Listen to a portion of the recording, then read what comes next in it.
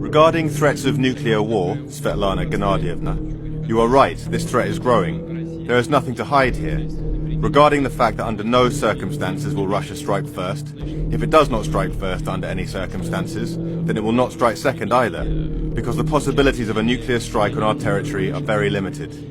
However, our strategy is to consider nuclear weapons, and they are weapons of mass destruction, as a means of protection. It is all set up around the so-called retaliatory oncoming strike. Did we talk about the possibility of using nuclear weapons? No. The former Prime Minister of Great Britain, let us not mention her by name, also directly publicly said that she was ready to do it. In response to this, I had to emphasize some things too. Right away, her statements were ignored, and what we said was immediately stuck out, and the statements were used to frighten the whole world. We haven't gone crazy.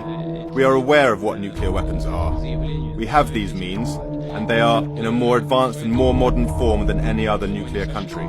This is an obvious fact today, but we are not going to brandish this weapon like a razor running around the world. But of course, we proceed from the fact that it is.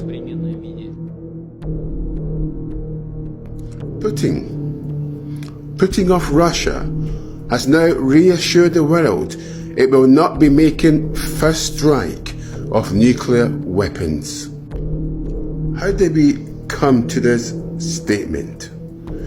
Well, for many months now, the Western powers have accused Russia, Putin, as being a crazy man, willing to press that button if he doesn't get his own way in Ukraine. Putin, without mentioning her name, was also talking about Liz Truss, the Prime Minister whose political lifespan was shorter than a cabbage. In other words, a cabbage would have lasted longer in 10 Downing Street. At least Putin seems to have more intelligence than a cabbage.